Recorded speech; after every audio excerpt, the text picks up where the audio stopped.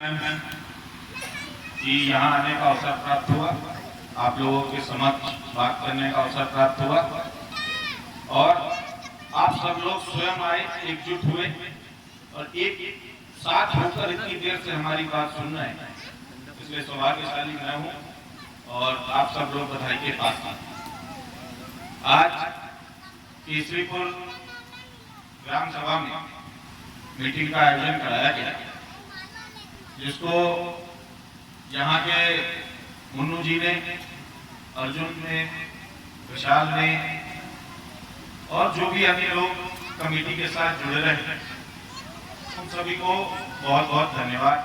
हमारे साथ लखनऊ से प्रशांत तिवारी जी जो कि प्रदेश अध्यक्ष हैं, ऋचा जी जो कि महिला की प्रदेश अध्यक्ष हैं, संजय कुमार जी जो कि राष्ट्रीय संगठन मंत्री हैं, अंकित पांडे और उन्नाव से जो हमारे उन्नाव के जिला अध्यक्ष हैं सर्वेश पाल, और आए हुए यहाँ पर सभी सम्मानित बुजुर्गों, युवाओं, माताओं, बहनों और सभी लोगों को मेरा बहुत बहुत अभिनंदन, वंदन, साथ में सलाम।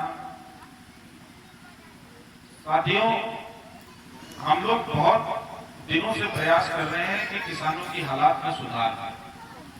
ये प्रयास करते करते शायद 2 विधानसभा चुनाव और 1 लोकसभा चुनाव देख चुके हैं। इस क्रम में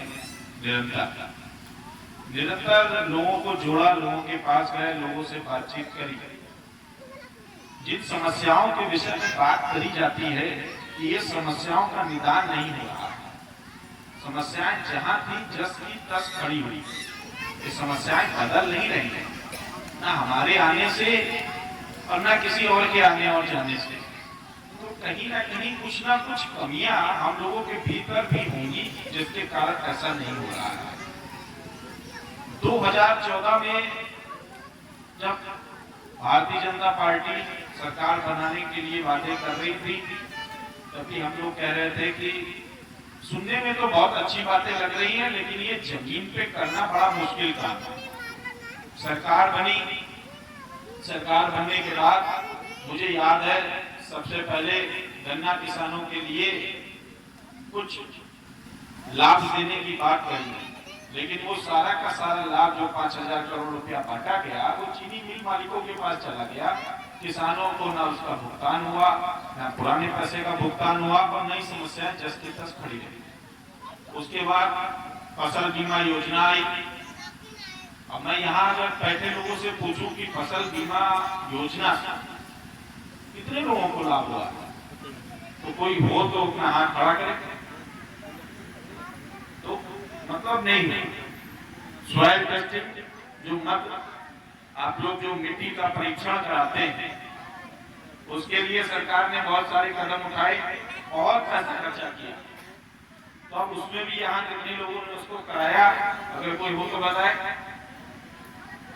उसके बाद फिर यहाँ सरकार बनी 17 में, अभी कुछ दिन पहले, तब सरकार ने कहा था कि हम कर्जा माफ कर देंगे। जब ये बात कही थी कि हम कर्जा माफ कर देंगे, तब उसमें कोई नियम, शर्तें प्राइवेट लिमिटेड कंपनियों की तरह नहीं थी कि हम इस नियम के तहत कर्जा माफ कर देंगे, 1 लाख रुपए वालों का कर्जा माफ कर देंगे, जिसने मार्च 2016 तक लिया हो उसका कर्जा माफ कर देंगे।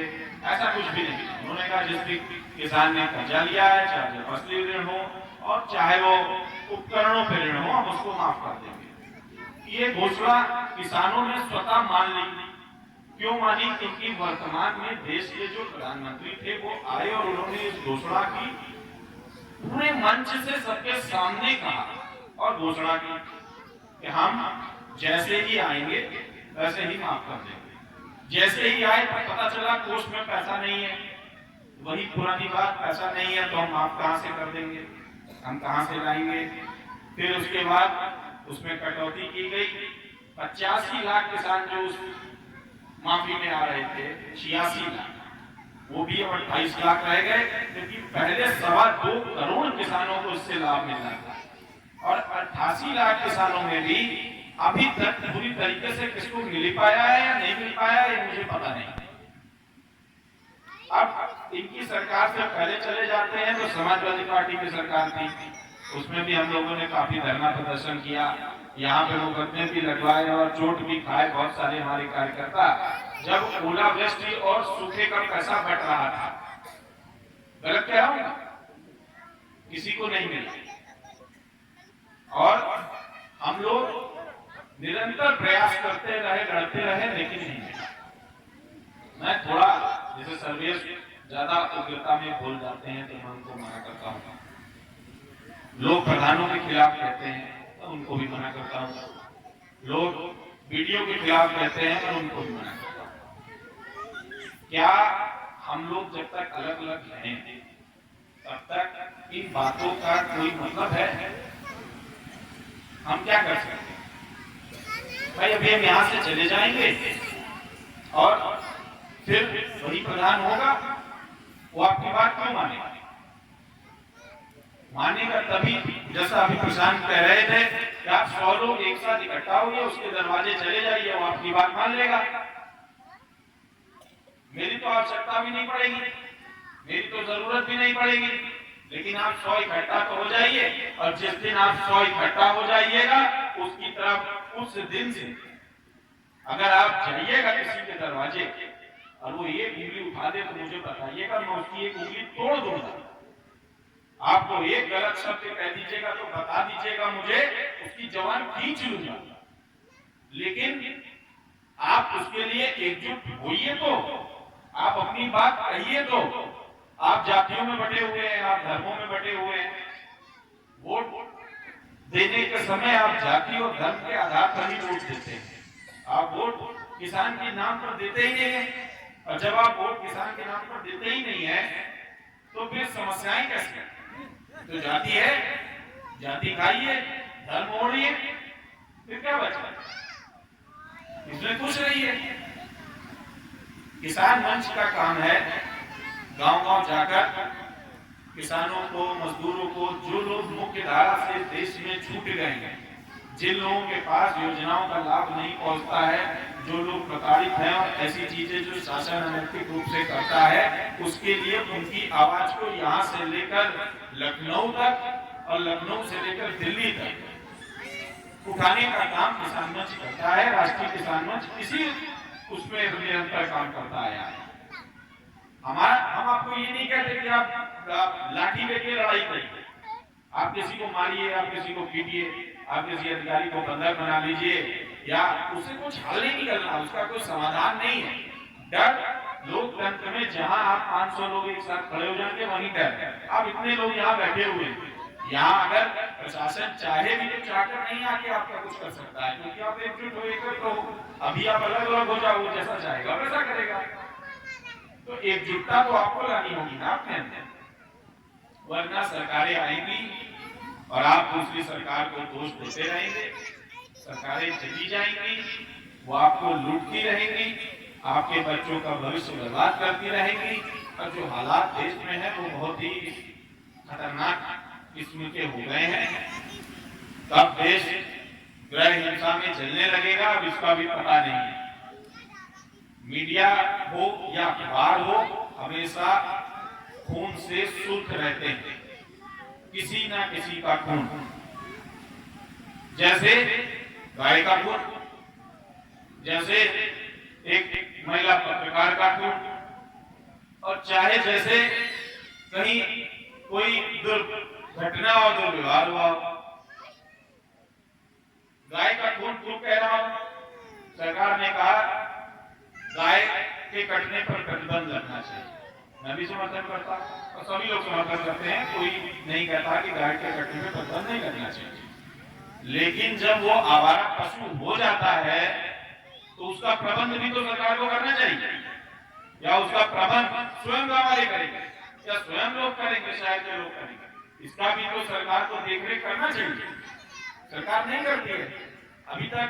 मुझे नहीं लगता, यहाँ मुझे पता नहीं है, लेकिन मैं देख रहा हूँ सभी ने अपने वहां कांटों वाले तार लगा रखे हैं अपनी फसल बचाने के लिए, सभी जगह लगा रखे हैं।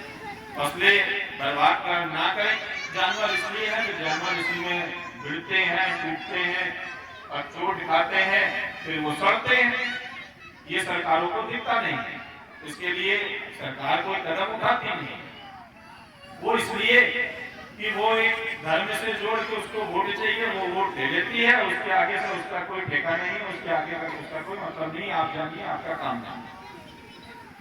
इसी तरह पेंशन योजनाएं हैं। पेंशन योजना में पात्र लोगों को नहीं मिलता है, घर है, घर पात्र लोगों को नहीं मिलता है। जैसे कहा गया, बिल्कुल सच बात है कि धांधली तो होती है, धांधली नहीं होती तो इतने सारे लोग परेशान ही नहीं होते, वो चीजें सुधर गई होती। लेकिन देखिए, इसका उपाय एक ही है, और इसका उपाय यही है कि आप संगठित होइए, एकजुट होइए और किसान आयोग की बात करिए। जिस प्रकार देश में हर चीज का आयोग है, वेतन आयोग है, जो भी आदमी नौकरी कर रहा है उसके लिए वेतन आयोग है, जो अल्पसंख्यक आयोग है, उसके बाद आ जाइए एक धर्म का भी आयोग है, उसके बाद आप आ जाइए आप पशु में भी आयोग है। ऐसा कोई चीज नहीं जिसमें आयोग ना हो। आयोग बनाते चले गए, निरंतर बनाया, लेकिन किसान आयोग नहीं बनाया। किसान आयोग इसलिए नहीं बनाया कि अगर किसान आयोग बना देंगे तो जब आपकी जमीनों पे कब्जा करना होगा तो वो होगा कैसे। अभी मैं लखनऊ में अमौसी एयरपोर्ट के मामले में गया था। अमौसी एयरपोर्ट 2 रुपए बीघा के हिसाब से जमीन एक्वायर कर रही है और कह रही है कि ये तो हमने 1938 में अंग्रेजों के समय ही कर ली थी, देश आजाद हुआ उससे क्या। और वो बहुत सारे किसानों की जमीनों को कब्जा भी कर लिए पीएससी लगा करके। फिर हम लोग गए, उसको रुकवाया, फिलहाल उसके लिए वापस कागज और कार्रवाई शुरू। जिस दिन आपका भी ये जमीन पे किसी उद्योगपति की नजर लग जाएगी, वो यहाँ भी पीएससी लेकर आ जाएंगे और इसको कब्जा करने का प्रयास शुरू कर देंगे। आपके पास सबसे कीमती चीज है आपकी जमीन, और आप सबसे समृद्ध हैं। अगर गांव में कृषि को लेकर शिक्षा का विकास कर दिया जाए तो गांव में किसी चीज की कमी नहीं रहने वाली। समृद्धता जो है वो शहरों में नहीं है। शहर का हर दूसरा आदमी मानसिक रोग से पीड़ित है, उस पर इतना प्रेशर है काम का, उस पर इतना दबाव है। जो लोग सरकारी नौकरियों में है वो भी परेशान है, और जो लोग प्राइवेट नौकरियों में है वो भी परेशान है। दोनों तरफ से उनका खून चूसा जा रहा है। ऐसा नहीं है कि वहां नहीं चूसा जा रहा है। यहाँ आप लोग बहुत खुशहाल जीवन व्यतीत करते हैं। जरूरत है थोड़ा सा जानकारी होने की। आप अन्न उपजाते हैं, सरकार उसकी खुली मार्केट नहीं बनने देती है। आज जो आटा बाजार में 150 रुपए का 5 किलो मिलता है, आप यहाँ आ जाइए तो आप उसी गेहूं को 10 रुपए 8 रुपए में बेच देते हैं। तो 30 रुपए 40 रुपए का होना चाहिए, 60 रुपए का होना चाहिए, 70 रुपए का होना चाहिए। पिसाई कितनी लग जाती है? वो 200 रुपए में बिकता है, जस्ट डबल दाम, 2 गुने दाम। सरकार को दिखता नहीं है, उसको कहती है हमने टैक्स लगा दिया, हमारा काम पूरा हो गया। सरकार जोड़ती नहीं है आप लोग को, समझते नहीं करेंगे। उसका एक कारण और भी है कि आप लोग उसके लिए आवाज उठाते भी नहीं। तो निजी समस्याओं को थोड़ा सा छोड़कर भविष्य के लिए सोचिए, भविष्य के लिए बात करिए। और संपन्न होने के लिए ये जरूरी है कि अपने खेत बचाइए, इसमें क्या उगाना चाहिए, कैसे उगाना चाहिए, इसकी फसल कहाँ बिकेगी, अच्छा दाम कैसे मिलेगा।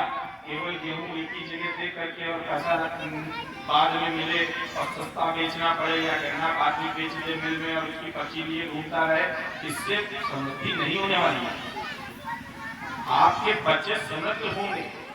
बहुत सारी कंपनियां जो किसानी का कारोबार करती हैं वो हजारों करोड़ रुपए इस देश में कमाती हैं, और दिन प्रतिदिन वो बढ़ती जा रही है, उनके दायरे बढ़ते जा रहे हैं। बहुत सारे लोग आपके पास आते होंगे कि हम कृषि का काम करते हैं, हमको अपनी जमीन दे दीजिए, हम ठेके पे काम कर देंगे। आज आप ठेके पे दे दोगे, कल आप मजदूर हो जाओगे। तो इन सब चीजों को सुनिए, सोचिए। बाकी सारी विषयों पर हमारे से पूर्व वक्ता बात कर चुके हैं। ये भी बात ठीक है कि भ्रष्टाचार कहीं कम नहीं हुआ, सिर्फ भ्रष्टाचार कहने में कम हो गया। गरीब के लिए जहां भ्रष्टाचार था वहां भ्रष्टाचार बना हुआ। लेकिन इसको दूर करने के लिए अपने बच्चों में जो जितने बच्चे बैठे हुए हैं, इनके भविष्य को अगर संभालना है इनको किसी लायक बनाना है।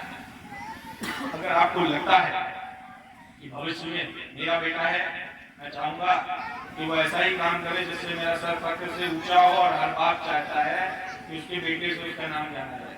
ये नहीं चाहता है कि उससे जाना जाए, लेकिन उसके लिए उस भविष्य पे काम भी करना पड़ता है, उसको जो कुछ करना भी पड़ता है। बाकी वरना फिर क्यों इतना मेहनत करते हैं, क्यों इतना काम करते हैं।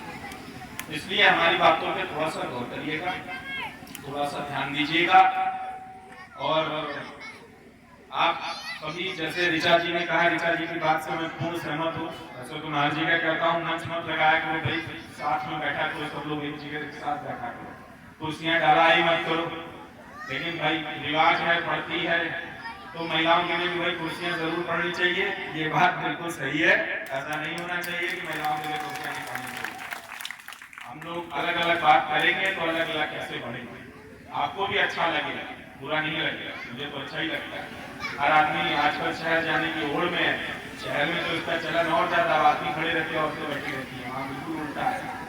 इसलिए जो है थोड़ा सा देखिए, समझिए और जुड़िए, संगठित होइए। किसी भी प्रकार की समस्या है, और अगर वो समस्या सामूहिक है, आप हमारे पास आइए, हमारे यहाँ के लोगों के पास आइए।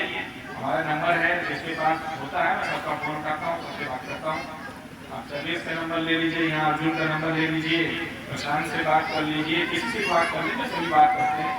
ऐसा नहीं है कि नंबर नहीं उठेगा, चुनाव वाला कुछ नहीं है कि हम लोग चुनाव के लिए आए हैं और 2 महीने बाद फोन का नंबर बदल जाएगा, ऐसा नहीं है। आप लोग बात करिए और अपनी चीजों में सुधार करें, और इस गांव को संपन्न करें। आपको लगे कि आप किसी से जुड़े थे तो आपको कुछ हासिल हुआ, आपको कुछ मिला। मिलने में एक ही चीज नहीं होती है कि इसके खिलाफ शिकायत कर दीजिए। अधिकतर लोग कहते हैं प्रधान की अवस्था सीज करा दीजिए, करा सकते हैं, बड़ी बात नहीं। शिकायत करेंगे, सीज होगा, जांच कर देंगे, आपको क्या लाभ होगा? आपसे उसको कुछ फर्क तो पड़ा नहीं। आप अपनी बात मनवाइए, सही तरीके से मनवाइए और लोकतांत्रिक तरीके से मनवाइए। मेरा तो एक विचार रहता है, मैं यही कहता हूँ। और इसी के साथ बहुत बहुत धन्यवाद। किसी को मेरी बात बुरी लगी हो तो क्षमा चाहूंगा। और साथ में जय जवान जय किसान, सभी को नारा बहुत जोर से लगाना चाहिए और भक्त से लगाना चाहिए। यही हमारे पास एक पूंजी है जो जमीन के साथ विरासत में मिली थी आजादी के बाद से। इसलिए जय जवान जय किसान, जय जवान।